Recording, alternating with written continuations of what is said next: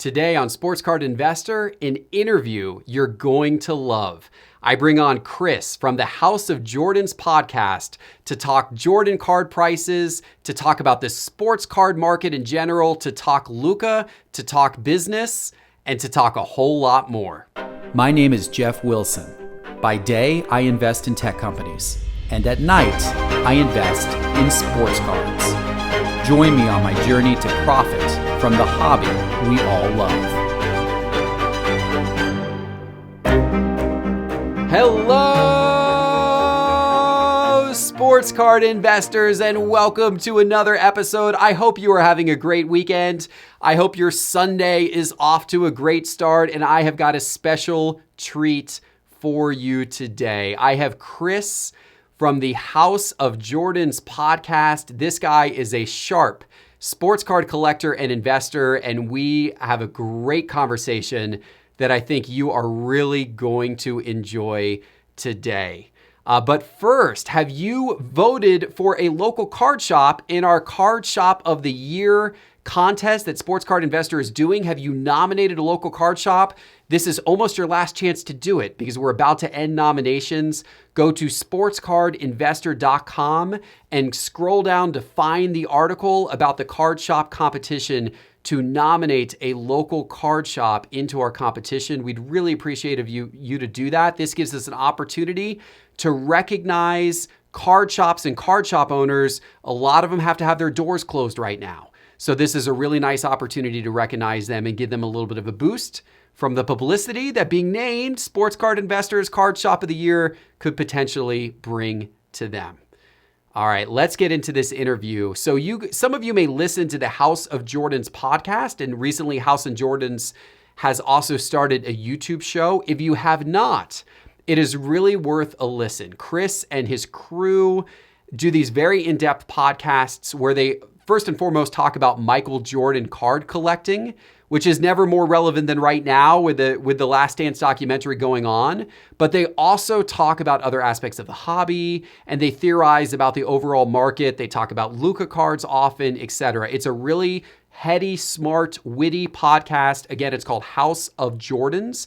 It's worth checking out, and I'm really proud to have Chris as a guest of the show on today. We've got a great interview where we talk about Jordan, we talk about the documentary, we talk about the sports card market and our outlook on it, and so many other things. So without further ado, please welcome Chris from the House of Jordans podcast. Hey, Chris, welcome to Sports Card Investor.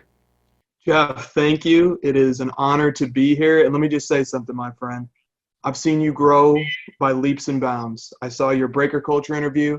I saw your Dr. James Beckett interview. Saw your Cardboard Chronicles interview. Now you are most likely the most foremost hobby content creator in the hobby.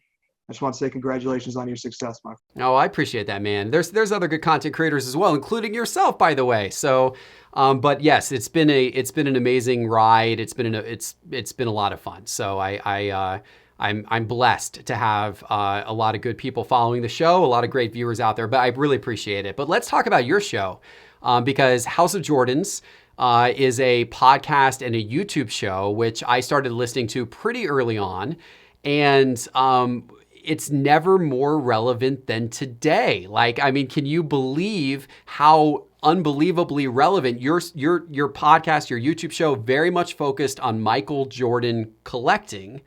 And actually, first of all, did you know about this documentary when you started the podcast? Did you know this was going to happen? Well, there had always been rumors in the pipeline that there was this incredible treasure trove of footage about this season, but for one reason or another, it had never come out. But everybody kind of knew that it might happen one day. But the way it actually came out has been shocking on a number of levels. First of all, we never really had a release date, even when it was announced that ESPN and Netflix are partnering to do this thing. So we were all just kind of waiting around like, yeah, is it ever really going to happen? And then we get this suspension of league play and all sports shut down. And everyone's like, well, we know that this documentary is supposed to be coming pretty soon. So is there any chance that they're going to move it up and try and fill this void with content? And then all of a sudden, like 2 weeks before it releases, we all just get this last second notice. Oh, guess what? It's coming, and it's coming very soon, and it's going to be coming out over a period of 5 weeks. So that put the hobby on like emergency alert. And, a lot of us tried to, maybe anticipate something like this happening, because when things like this happen, kind of like what you talk about in your show, when Hall of Fame announcements happen, that creates a lot of interest in the hobby for cards. So this is kind of like that on steroids, but nobody really expected it to happen so quickly. So it was jarring on that level. And then it was also shocking because with live sports not being played, just all of a sudden everybody's just thinking about Michael Jordan. So this is such a perfect storm, perhaps is the way to put it, for the Michael Jordan market, that unfortunately, I don't think anybody saw this coming or could have anticipated it, but it definitely had a lot of people scrambling over the last few weeks and even today to kind of get those last few cards that they need before, over the course of the documentary, just goes insane. Yeah, if you haven't bought those last few Michael Jordan cards you need now, those are a little expensive at this point in time. It's been an amazing run. It really has. And the card prices. I mean, we could certainly talk more about card prices, and I know we will, because I know you've got some cards to show during the episode, which are pretty impressive. But let me ask, how long do you think it's going to last? Like, do you think that Jordan, like, have we now elevated Michael Jordan's prices to a new baseline and they'll only go up from here?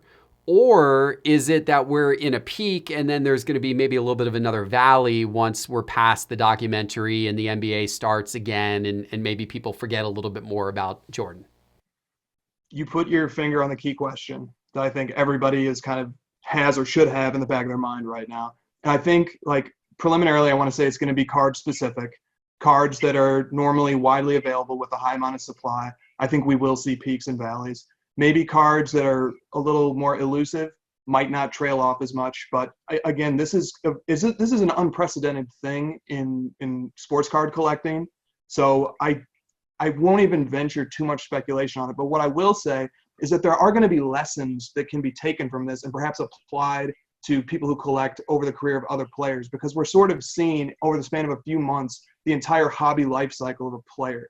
So we get this like period of anticipation building up going into the documentary, which is sort of analogous to the hype leading into a player's first few years, like Zion or Luka or something like that. Then you get like the crescendo where, we're going to see these achievements play out. People are going to be celebrating his career. It's going to be like Mahomes winning the Super Bowl, or, going to be like Zion getting his first ring, or Luka getting his first, or whatever. And then we're going to see it taper off. And we're going to see the documentary end, and the player and the career and all the news is going to eventually move on to other topics. And so then that's going to be one of the most interesting parts of this study, is what happens afterwards. And so I think like collectors of other all-time greats like LeBron, some of these other guys can maybe study this moment and see, like, over this little microcosm of the hobby life cycle of a player, what happens after the career ends eventually. And so we're going to see that kind of play out over like 2 to 3 months. So, from an empirical standpoint, I think it's a really interesting case study that we kind of get this little peek into a player's hobby life cycle. That's fascinating. I haven't thought about the fact that you're right, that we're kind of seeing almost like an accelerated career peak of Michael Jordan in a few week period here. And it's you're right. There's going to be a lot to learn from that. And, obviously you and I, none of us can actually predict what the market's going to do and if there will be a valley or if this is a new baseline, I don't know. But one thing that I do know, and I'm sure you agree, well, I know you agree, is that Michael Jordan is a great long-term card to hold. And much like the stock market, it's impossible to determine the timing of individual peaks and valleys. But one thing that history has proven to us is that if you buy stocks and you hold on to them for many, many years, then those peaks and valleys don't really matter, because the overall trajectory is that you as a whole are going to go up, because the stock market over many, many, many years averaged together has gone up and up and up. And I suspect we're going to see the same for Michael Jordan cards. That's very well said. And I think when a lot of people get into collecting Michael Jordan, they do think about it that way. They think about like, okay, is this going to do like a Luka 5X over the course of one season? Nobody's expecting that, or nobody expected that to happen when they got into Jordans. They more expect, we're collecting one of the all-time greats. We're collecting cards usually from like the 90s or the 80s, which is like a very unique era. And so we're not expecting like any sudden influxes of just, demand for the cards. So this is a very outlier sort of event that we're seeing right now, where we are seeing certain Jordan cards over the course of a week or a month do like a 5X or a 6X. And so, the question, as you rightly put it, is this going to be like a blip? And then, we go back to the normal trajectory that we were always on, or does it establish a new baseline? I think the cop-out answer, but I think it's going to be a little bit of both. It's just going to be card specific. So like we're seeing certain cards get attention that never got attention before. And I think it's because the new people who are coming and looking at Michael Jordan cards and getting interested in them, they bring with a new and a different approach to collecting. 90s collecting is very, focused on inserts and parallels. But collectors in the modern era, they love base cards. They love the 2012 LeBron Prism base card. They love the 2018 Optic LeBron Prism base card. They love the Zion and the Morant Prism base cards. They just love this stuff. So they took the logic of their collecting in the modern era and they're applying it to the 90s. And now all of a sudden cards that, traditional Jordan collectors didn't care too much for, like, I don't know, the 96 Chrome base card or the 93 Finest base card, or even the 97 Metal Universe base card. These cards have gone up 5, 6, 8 times over the course of a few weeks to a month. So will those people stay in the market? Will they continue to collect Jordan? Will they flip? Will they tire of it? That remains to be seen. It's very hard to predict because we've never seen anything like this before. It's unreal. It's fascinating. It honestly is one of the things I love about sports cards in general. Like this is such an interesting study in economics, in human psychology, in how marketplaces work. Like I'm a business guy and I've started, 12 or so different businesses over the course of my lifetime. So I'm always kind of fascinated with how business works and how marketplaces work and how, economics affect people and how buyers think and how sellers think and how negotiation works and all that kind of stuff. And so seeing kind of all of those different elements play out within the sports card world in so many varied circumstances, like you just said, like we're constantly seeing new things that we've never encountered before. It's one of the things that it makes sports card investing so much more fun to me than other forms of investing you could do. Like I'd much rather put some money into sports cards and see all of this play out because it's such a fun kind of almost intellectual educational experience, that you go through seeing all this stuff. It is, man. And that's one of the very interesting things about your perspective is the business and entrepreneurial perspective that you bring to the table. And you mentioned economics. One of the great theories of economics is revealed preference. And revealed preference is just simply the idea that marketplaces can tell us more about the values that people have than if we just issued survey data and asked people, how do you rank things? Or what do you prefer more? Because in the marketplace, you have to put your money where your mouth is. Yep. So data and like the data tracking that you do tells the story of the hobby in a really sincere way because it reveals how people allocate their money and it reveals their preferences and it orders sports card collecting and it teaches us something about the hobby in a way that if we just asked people what they liked, we couldn't get the same sort of information from them. No, you're absolutely right. And in fact, that hits home because one of my other companies the company that I run day to day is a company called 352, and we're an innovation and growth company. We do a lot of work with medium-sized to large companies on helping them figure out their next big idea. What's their next product? What are they going to launch into the marketplace? How are they going to validate an idea in the marketplace? And I mean, one thing that we find is that it's when you're interviewing people, when you're doing user interviews and you're trying to ask people, hey, do you like this product? Would you buy this product? You oftentimes aren't getting fully truthful information from people because people are biased and they'll tell you one thing, but then when it actually comes down to them pulling out a credit card and making a purchase, it's perhaps something different. And honestly, a lot of startups, I do a lot of startup mentorship here in Atlanta, and a lot of startups fall into that fallacy where they think they have a great idea because they've asked 10 or 20 of their friends who are all like, oh man, yeah, I'd buy that, I'd pay for that, but like that doesn't actually mean anything until they pull out the credit card and actually make the purchase. And the behavior at that point in time is a lot different. At 352, one thing that we do to kind of try to get around that is we do a lot of observation. We do a lot of question asking and also observation of people in their natural state where we are not actually asking, are you going to buy this or not? But we're observing people's behaviors and people's pains. And we're trying to understand how painful something is for somebody. And therefore, because that often will dictate, will they pay for a solution or not? Are they experiencing enough discomfort or enough annoyance with something that they're having to do on a day-to-day basis where they would actually pay to buy something. And by the way, that's the same theory that I used when I built my Market Movers data tool, because I personally had the experience of trying to understand the price movements of cards, and I would have to go scrape, eBay data and pull it down into spreadsheets and then create graphs by using Excel or Google Sheets. And I was doing all this complicated stuff to simply try to graph out and understand the price movements of cards. And it was such a manual, repetitive process to even get a price graph on one card. Took a long time. I had to go through every single eBay sale and get rid of all the ones that were like PSA 10 ? And all of the ones that they said in the listing that it was a silver, but it was really just a base card. This tremendously tedious process to create one graph. And I'm like, good God, if I wanted to look at, let's say, 1,000 different players and compare them against each other, it's impossible. And so it was that personal pain that actually motivated me to create my Market Movers tool. And I assumed that if I could solve that pain for me, because it was a very real pain, then I could solve that pain for other sports card investors and collectors. And so you learn, that it's not actually people's intent, it's actually people's action and the pain they feel and all that kind of stuff. So looping back around to what you said, yes, looking at the data is really interesting, and looking at the, this Jordan explosion, and as you said, where money's going, or maybe where money's not going to go in the months ahead, we don't know. But following the data really tells kind of an in-depth story of how people perceive the marketplace. It tells a great story. And if I may, let me share with you and your audience a couple of the stories that are unfolding in the Michael Jordan market right now.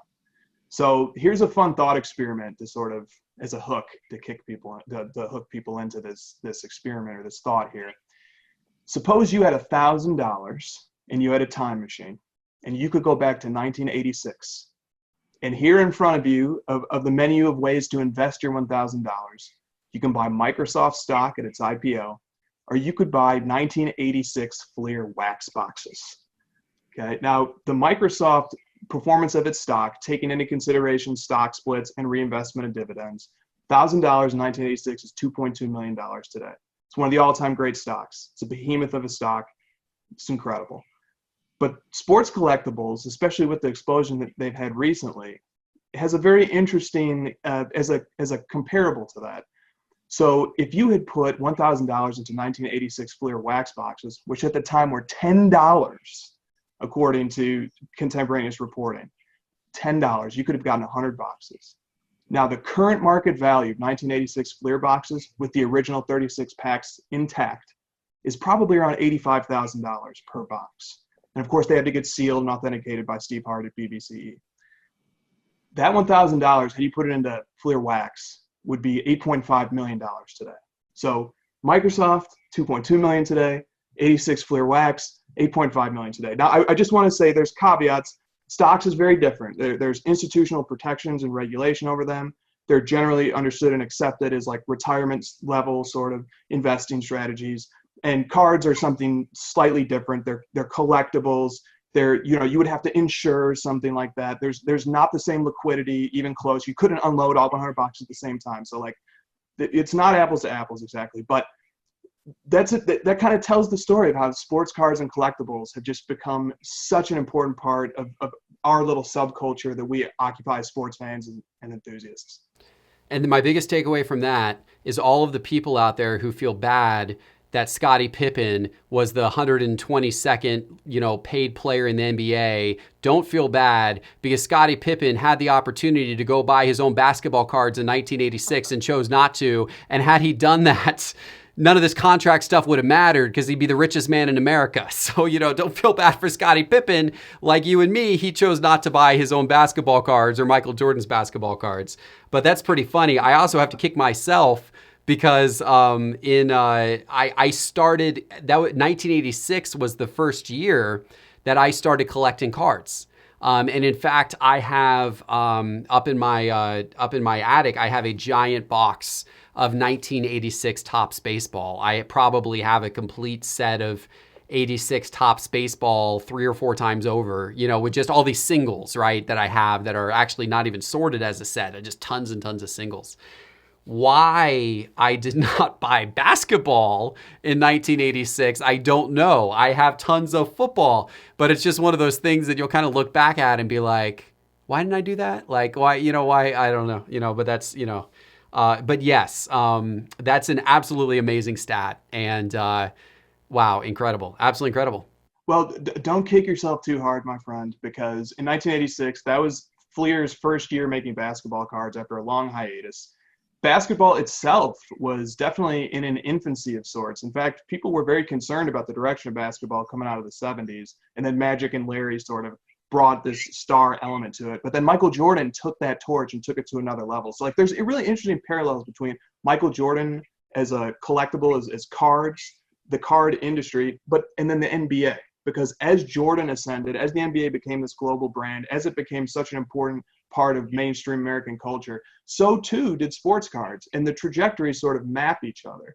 So when you collect Michael Jordan cards, if you start at the beginning, which is the 84 star card, and then you get to 86 Fleer, and then you eventually get to the end, which is the late 90s, and you've got Metal Universe and this proliferation of incredible brands and innovative manufacturing technology and art.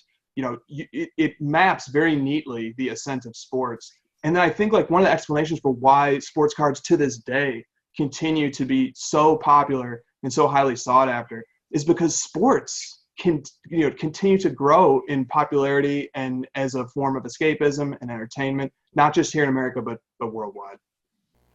Yeah, I fully agree. And I am completely optimistic and bullish on the sports card market for years to come for that exact reason. And I know that not everyone agrees with me on that. And, people think, oh, we're in a bubble or we're back in another junk wax era. I don't agree with any of that. I think that the reason why people are being driven back into the hobby are very pure, true reasons that like, look, this is a lot of fun and it's very collectible. And the cards these days are so much more fun to hold and own. And the production is so much better, and the scarcity and the grading and all of those things make it a really compelling thing. And I feel like interest is just going to continue to go up and up. And I don't feel like we're in a bubble because it may not have been true with basketball back in the 80s, but when you look at baseball and, the sets that were so overproduced and people are saying, well, gosh, today we're getting back into this overproduction.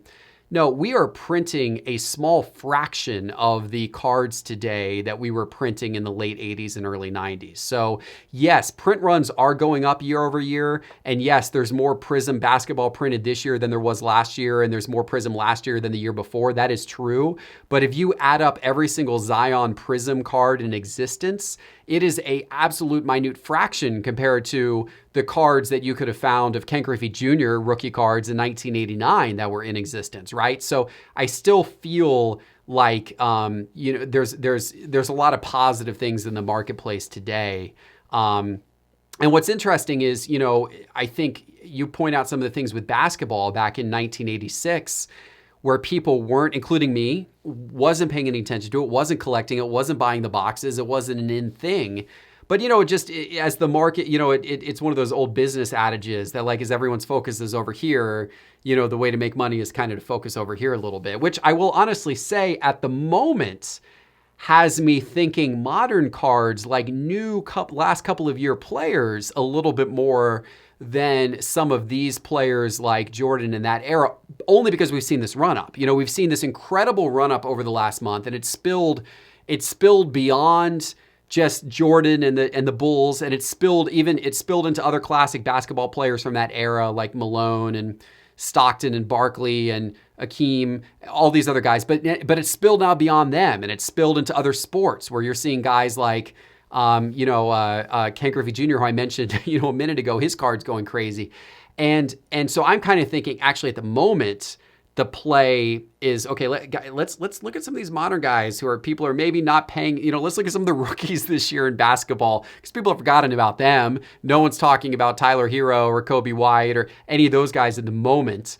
Maybe Kobe White a little bit because he's still kind of stuck in people's minds. But a lot of those second year guys, or not second year, the second tier guys like an RJ Barrett, some of those types of guys, they are forgotten about at the moment. And they are the guys who are not seeing their card prices go up while, all the money and kind of attention's deflected elsewhere. But it's been a really cool run. And of course, I say all of that, but at the same time, owning Jordan, owning the Hall of Famers, those are guys who you are going to feel secure about holding in the long run. Where, of course, I just mentioned some of the guys like who are much more speculative. Your RJ Barretts and your Kobe Whites and, Tyler Heroes and those kind of guys. I mean, those kind of guys are, who knows if they're going to go anywhere. But let's talk about some of those cards. Let's talk about some of those classic Jordan cards. I know you've got a few that are kind of of particular interest to collectors and investors. And there's so many that have gone up and benefited this last month, but you've got a few in particular that I know kind of really stand out. I do. I would love to talk about them. And let me just throw one asterisk or append something to what you said to drive it home. So 1986 Fleer in the PSA Pop Report has just shy of 250,000 cards graded. 2018 Prism has 80,000. So, not even close, not even comparable. And we also, know that a lot of 2018 Prism has been graded because the rookies from that class absolutely exploded. But the same goes for 1986 Fleer. But 86 Fleer was Fleer's first, step back into the hobby again. And they already, their PSA Pop is more than 3 times what the 2018 Prism is. So that just speaks to what you said. Now, all right, so here's a little story I want to tell about Jordan cards. So we talked a little bit about how, modern collectors have taken a sudden interest in Jordan cards. And one of the places where it's materialized most clearly is in the 1997-98 Metal Universe base card. Yeah. I want to give a hat tip to Arena Design, who they are a couple who were responsible for most of the artwork and the design of a lot of the great 90s cards. And they, of course, designed this card as well. Now, this card in particular has been graded by PSA 830 times. And I want to talk about the PSA 8 because it has such an interesting story to it. 2 years ago, you could have gotten a PSA 8 of this card for $10. $10. All right. A month ago, $52. Okay. Not the cheapest thing in the world, but $52. The current market value of this card in a PSA 8 is $415 right now. Now, it's one of the most iconic Jordan base cards, but to go up 700% in a month, to go up 4,000% over 2 years, that's just not something that we're very used to in the Michael Jordan market. We are used to seeing big gains, so over time. So, for example, Jambalaya is one of the great inserts. A PSA 9 has sold twice in the last 5 years on eBay. The last sale before the one that happened this week was 2015. It sold for about $2,000. This past week it sold for $20,000. So you see the appreciation happen, but it's over a longer arc. And Jambalaya is one of the most coveted Michael Jordan cards. So that's what's important about it. But going back to the Metal Universe base card for a second. So we see this return to interest in base cards, and especially PSA slabs. People love the PSA slab, especially people coming from the modern perspective. But there's also another part to that story, and this is where it kind of dovetails into my collecting. So that card has 2 parallels. It has the PMG Green, which has 10 copies, and it has the PMG Red, which has 90 copies. Now, the PMG Green sold at open auction in February of 2019 for $350,000. The previous sale of that card on eBay was in 2007 for $5,200.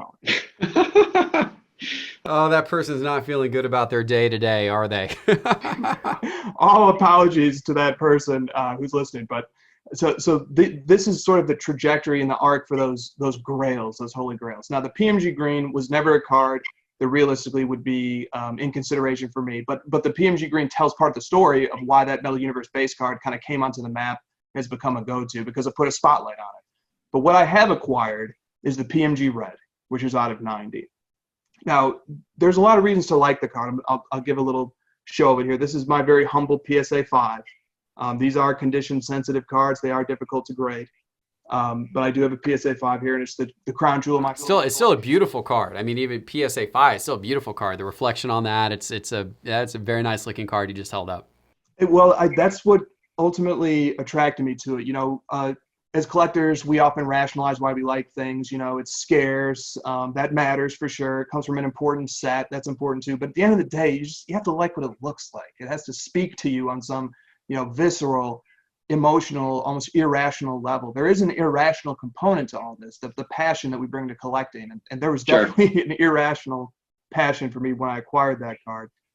And, that's part of this hobby story too, is as collectors, we express ourselves through our collection. So I could sit here and tell somebody about myself for 20 minutes, maybe somebody at a show, somebody in the hobby, and I could try to explain, or I could just show them one card. And if I show them that card, it tells them everything they need to know about my history in the hobby, about what I like to do, about how I pursue the cards I pursue, about what my goals and ambitions are. So that's a really interesting expressive part about card collecting, is you kind of tell people a lot about yourself and connect with people and build community with people just by showing them a card. So that's a nice little sneak peek into a segment of the Jordan market and kind of where I got involved and where I fit in. Now, I got that card 2 years ago, and it was a very weird deal. I had been negotiating with somebody back and forth. We agreed on a price, and he said, okay, I'm going to fly in, and you bring cash. You meet me at a car dealership, and we'll do the deal. So I said, well, this is weird, but, this guy's respected. He's reputable. I don't know why we're meeting at a car dealership, but okay, we can do this. So I meet him at the dealership. When I show up to the dealership, it's myself and my girlfriend, Christina, who's a co-host of the House of Jordans with me. We both go. And he's out test driving a car when we show up. So I said, okay, we'll wait for him to get back from his test drive. We do the deal. I look at the card. Everything looks good. I have it checked out by my experts. I sent them pictures of it. They said everything looks good. I give him the cash, and he goes and buys a car. And he says, I'm going to start an Uber business on the side here as a driver. And, this is what I'm using the proceeds for. Now, the trade-off is interesting, right? Because the car surely has done great wonders for him as a business generating opportunity for him. So congrats to him, and I'm happy for him. But I consider it a win-win because I have a crown jewel of my PC right here, and it hasn't done too bad on the market over the last 2 years either. Yeah, no kidding. No kidding. Think how many less Uber rides he would have had to, taken people on if he had just held the card until this month and had sold it this month, But of course, who knows, right? You never know. You never know what's going to happen. And I'm sure in his situation, I'm sure he had made some good money on it. And he's like, hey, I'm going to get out of this now, and I'm going to, roll this forward into my next thing. And for him, his next thing apparently wasn't sports cards. It was buying a car so he could Uber people around. So, hey, good for him. Yeah, good for him. Happy for him to have done that. Happy for myself to have acquired just the crown jewel in my PC. For sure. So, good for you as well, without a doubt. Appreciate that, my friend. Yeah, man. So there's another part to my PC too that I'd love to share with you and your audience. Please. Here's some other of the so this is what's interesting about collecting Jordan and then collecting modern cards is you look for the parallels. You try and look and see what can you learn from Jordan that you can apply to modern, and what can you learn from modern that you can apply to Jordan. And one thing about the Jordan market that I've learned is that scarcity can do very well over the long term. And so I've always kind of looked for like the grail cards, so to speak. And here's one of them. This is the Luka National Treasures RPA at a 99. It's a BGS 9. We went to a hobby shop like the weekend that National Treasures was released, and they were having a trade night there. The shop's called The Bullpen in Los Angeles. And somebody had pulled one of these out of a box. And so we happened to find him, and we said, hey, would you like to sell us this card potentially? And we worked out a trade and cash deal for $8,500 for the card. Now, unlike Jordan, these cards have gone absolutely nuts over the past season, right? And that's just something that you'll never see happen with Jordan. Except for in moments like this, because the analog is that when you're collecting a guy like Luka, you get to live with him every night of the NBA season. You get to watch games, and you get to root for him. You feel the pain when they lose. You feel the joy and the exhilaration when they win. You get the hope and the optimism of going into the playoffs and perhaps doing the unthinkable and winning a title one day. So that's like come on now. Let's not get ahead of ourselves. I know you're a Dallas guy, right? You're from there, right? You're a Dallas guy, is that right? I'm not from there, but I am a big fan of Luka, and therefore. Yeah, I see you posting photos from Mavs games. So let's not get ahead of ourselves about a championship here, but but yes, no, I hear you. I completely get what you're saying. And honestly, I mean, that's why I love investing in the, modern guys. I love investing in the second year players who I think are going to have a breakout year, the third year players who I think are going to have a breakout year, because you get that excitement. And certainly it's more risky. and, investing in your Jordans, and your first card that you just showed is an all-time classic card that I would feel very, very safe parking a lot of money in. The second card that you just showed, I love Luka. I think he's got an incredible game. I know you're big on all of his statistics. I've seen your, tweets before about his player efficiency versus other players, all this stuff. So I know he's an incredible guy from that perspective. But of course, we don't know. We don't quite know what's going. He may not win a championship. He may be. There's other guys like James Harden or Russell Westbrook who have put up incredible, absolutely ridiculously mind-boggling numbers for years, but they don't really get the love from, card prices, for whatever reason, right? So hopefully Luka doesn't go that route. Hopefully he goes the more favored route, but we don't know for sure. Well, it's a good point, man. It's a very good point. And so that's why there's other options in the Luka market too. Like you have the Prism base. It's because of the risk associated with collecting someone like Luka, which, as you rightly point out, is very high. And some of my, smart hobby friends, people smarter than me, have told me, look, Luka's prices are really strong right now. You sure you want to stay in this? But we're in it to collect him for his career. But there's other ways that you can collect or speculate on a prospect like Luka that doesn't involve, going all in on like an RPA. It's something like this. So I bet using the Market Movers tool, you could track the Luka Prism PSA 10 base card, and you would see that over the course of this season, preseason, the values were about $70. Right now, they're flirting with $500. So the return on investment over the same period of an RPA, which has gone from in like a raw condition /9 grade from about 8,000 to maybe 40 to 45,000, versus one of these, which has gone from $70 to about 500, the Prism base PSA 10 has actually outperformed on an ROI perspective the RPA.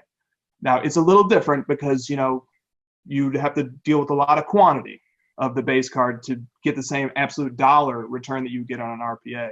But it's from the return perspective, from somebody who maybe likes Luka but doesn't want to get too heavily involved, the Prism-based PSA 10 card is like a great sort of way to – it's like Luka currency. When we want to understand the Luka market, that's one card we can look at and kind of get an idea of where it's going. I totally agree. And I like, a lot of – it's interesting because I tell a lot of newer sports card investors, hey, just go for the popular stuff. Go for your Prism base, go for your Prism silver, go for your optic, go for your optic hollow. And you'll hear some of the more kind of, maybe classic investors who have been doing this for a very long time and guys who are, have collections for many, many years. And they'll say, that's horrible advice. You always want to go for the most rare, most unique, most low, serial numbered, low pop card you can find. And I understand the thinking. I understand the thinking behind that because historically, and although it's interesting, it's not true with your Luka example, but historically, buying into the more expensive, more rare card, you see greater appreciation with a more rare card than you do with a more common card. They start to kind of separate themselves. And so historically, that was the right way of thinking.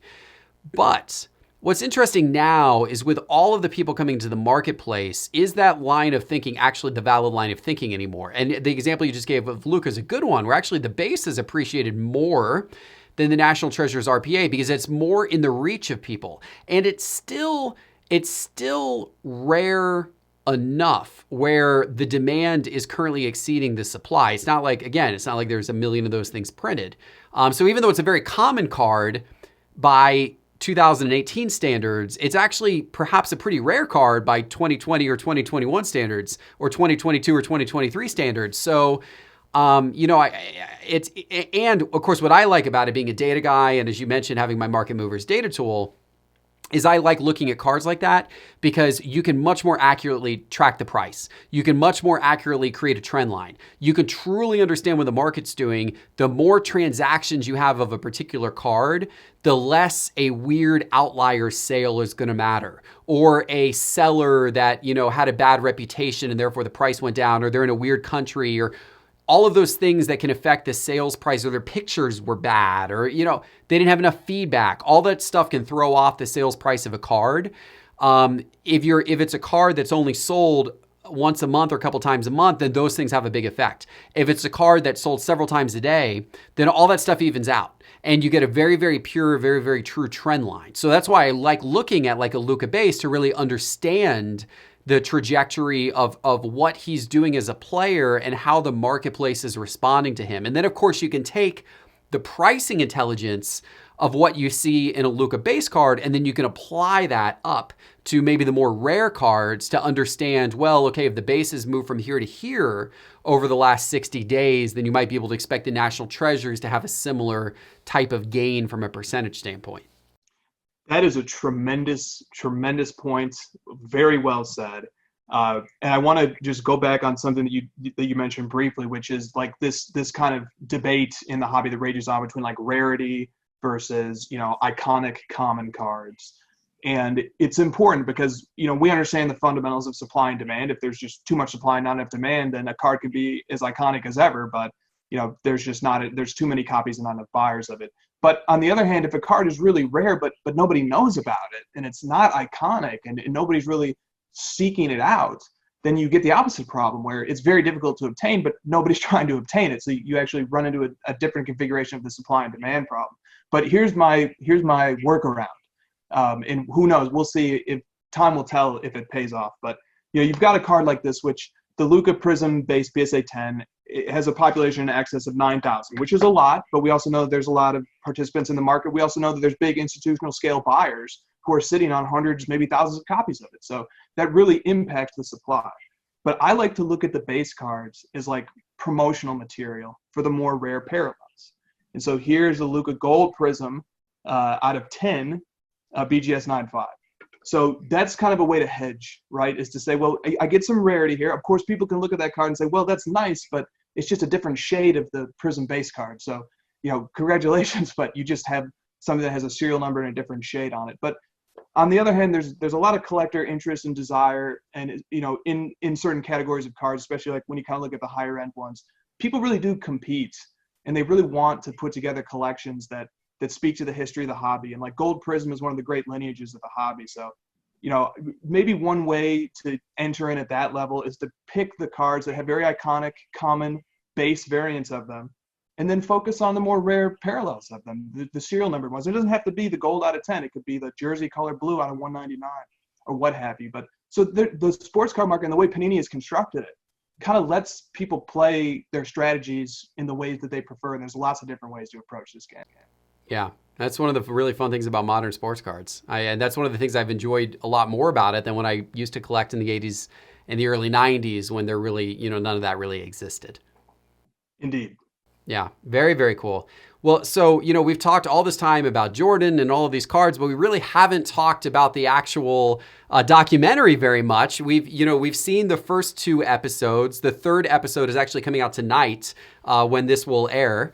And so what are your impressions so far, and what do you expect to see, potentially tonight or in the weeks ahead? Well, one of the lines that resonated with me was Michael Jordan said, never mention the name Michael Jordan without the name Scottie Pippen. And especially I listened to an interview that Steve Kerr did with Zach Lowe this week, and Kerr was emphasizing and Zach Lowe, they were both emphasizing how important it was for Jordan to say that, because he was such a player who's just focused on, I'm going to carry my weight. I'm going to make sure if people are with me, and if not, I'm going to drag them along. We're going to get this thing done. So for Jordan to really pay that respect to Pippen like that, I think Pippen's that aspect of Pippen's story was told in a really enlightening and admirable way. And it was very, humble, I think, of Jordan to give those accolades to Pippen. But then there's the other side, the Pippen story too, where, Jordan says, and I think kind of rightly, that Pippen putting off his surgery over the summer so then he could miss the first few months of the year to sort of engage in this battle, because rightly so, in Pippen's perspective, he was being treated unfairly. He had a very cheap contract that had been signed before all these distribution rights and media rights deals had been signed. So he was getting the raw end of the deal on that, and they probably should have taken care of him. But still, even the fan in me, 20 years later, looks back and I say, man, I would be so frustrated. The Bulls going for that 6th title, and here's Pippen, putting off his surgery and missing a couple of months. So the story of Pippen was very interestingly told, I thought. I don't know what you thought about that. No, I agree. And I really, that line of Jordan really did resonate with me because he's always been seen as the guy. And so for him to credit Pippen to that degree, I thought was really, really kind of a neat thing to see. But yeah, you're right. I liked the second episode. Honestly, I like the second episode better than the first, because the second you started to get into a little bit more depth, you started getting into a little more controversy, you started getting into a little more of like kind of looking at this from multiple sides and multiple angles. And so, yeah, it's going to be interesting because now, of course, we're going to, in the episode tonight, we're going to introduce Dennis Rodman into the mix. So he hasn't been part of the mix really so far of this story. And it's going to be interesting to see how it unfolds. It is. And, episode 1 kind of talks about how the Bulls, they went to Paris. They were this international phenomenon. People likened them to the Beatles. They were just these unreal celebrities. And there were so many characters and so many subplots to the overarching plot of seeking that title. Phil Jackson is a hell of a character. Dennis Rodman is a hell of a character. So it's not, sports, there's always sports, and sports themselves tell an important story and give important life lessons to us. But there's these other personality arcs and dimensions to that team and that season that, I think it's why people who have seen all 10 are just absolutely raving about this as like one of ESPN's very best documentary produced series, right up there with the OJ series. So I'm very excited to learn a little bit more about Dennis and hopefully, hear more about Scotty's story. And but at the end of the day, I do want to ultimately get back to celebrating Jordan, of course, who's my all-time favorite player. So how did you get into Jordan? Obviously, you celebrate him enough where you've built an entire podcast where all you talk about is Michael Jordan cards. I mean, to talk about a kind of a niche specific thing. So how did you build this desire to collect Jordan and really have that type of focus? Yeah, no, it's real simple. It's just in the 90s, I collected cards, and I'm from the Chicagoland area originally, born and raised in that area. So, when you're from Chicago, you don't really have a choice. You are a Chicago sports fan. You like the Bulls, you like the Bears, you like the Blackhawks, and then I guess you get to choose if you like the Cubs or the White Sox. So I was born into a Bulls fandom. But as a kid, I actually really liked the Rockets. I really liked Hakeem Olajuwon. He was my favorite player. Collected cards as a kid. Nothing crazy, just, a kid getting a box, on Christmas or something like that was kind of my story. Went away from the hobby. When I came back in 2016, I had a really important decision to make. Do I want to collect Hakeem? Do I want to collect, modern? What do I want to do? And the first card that really caught my eye, kind of spoke to me on that irrational, animal brain level, was the 93-94 Scoring Kings Michael Jordan insert. It was one that was always too expensive for me to have as a kid. I remember being in the local card shop and just looking at it behind the dealer glass in the display case and just never being able to have it and always wanting it. So that was actually the first card I picked up. And I said, Michael Jordan, here is, in my humble opinion, open to disagreement, the greatest player of all time. And that's why at the end of the day now as an adult, as certain value systems that I have, that's who I want to collect. I want to collect the best of all time. That's the person that I want to learn about. That's whose cards I want to acquire. That's what I want to emulate, is sort of being the best at something. It's like when Barack Obama gave Michael Jordan the Presidential Medal of Honor, he said, maybe the highest compliment that you can give to somebody is you can tell them you are the Michael Jordan of X. You are the Michael Jordan of surgery. Geoff, you are the Michael Jordan of hobby content creation. These are like the highest compliments that one can be given. And Michael Jordan has become a metaphor and culture for that. So I kind of thought about that and I said, deliberately, that's kind of something I want to focus on is Jordan. But it also just kind of goes back to childhood, sports fandom, Bulls, kind of all wraps up nicely in Jordan. That's really cool. That's a cool story. So you've had all this interest in Jordan. You've been collecting him all these years. And then what gave you the inspiration to actually start the podcast? Because I like to talk. Okay. and we like to talk about cards. And man, cards is such a invigorating subject. It brings so much passion. It's so interesting because we have this robust data set that exists through eBay. So like we can actually tell stories about things through empirical methodologies like studying price trajectories, which is like very rare. And then in terms of like other sort of passion areas, there's not many things you can really do that with. So that's fun to talk about. And then also like nobody has ever really like rigorously empirically studied this area. I don't know of very many economists who have sort of studied the card market. I don't know, at that time there weren't very many podcasts. So it was like, maybe we can actually intellectually contribute something here and make observations that are worth thinking about and that people can think about, and we can start discussions and have dialogues about stuff like that. So that was kind of the inspiration behind starting it. But also it was just the three of us just kind of like to get together and talk about cards for hours. Very cool. Well, I'm sure a lot of my listeners have checked out the House of Jordans podcast, but I'm sure there's a lot that haven't, and you guys should go check it out. Check out the House of Jordans podcast. Both, I think you're on all the major podcast platforms, and then you're also on YouTube. So you could search for House of Jordans and find any of this. And there's no time more relevant than right now with all of this happening with Jordan and the documentary. I'm sure it's going to be a great listen for many, many weeks to come. Thank you, my friend. I appreciate that. It's been a lot of fun having you on the show, Chris. I feel like we covered a lot of really interesting ground here. I'm sure everybody enjoyed it. And maybe once we get basketball going again and we can actually start to see Luka's, how he's going to potentially do in the playoffs this year, maybe we can get together for another show. That'd be fantastic. I appreciate it, man. Awesome, Chris. Been a pleasure to have you on. See you soon. All right, everybody. I hope you enjoyed that interview with Chris from the House of Jordans podcast. Isn't he a smart, awesome guy to talk to? Check out his podcast, House of Jordans. And also, please go to my website, sportscardinvestor.com, and remember to nominate a local card shop on my Card Shop of the Year contest. And while you're there, check out my membership program, because I would love for you to join my membership program so you can get access to my Market Movers data tool, which we talked about, and so many other great things that are part of my membership program, such as my card pick of the week and my trending card reports, where you can see firsthand how Michael Jordan cards are trending, along with Scottie Pippen and so many other players, over 4,000 cards that I am tracking as part of my data and my reports. So please check that out. Go to sportscardinvestor.com and click on the membership tab in the main menu bar. And if you have not yet, please give my podcast or my YouTube show a subscribe. Click the subscribe button, click the little bell icon so you are the first to know when new episodes are released. And then I will see you back in a few days for my next one. Thank you, everybody. Enjoy the rest of your weekend. Enjoy the Last Dance documentary. See you again soon.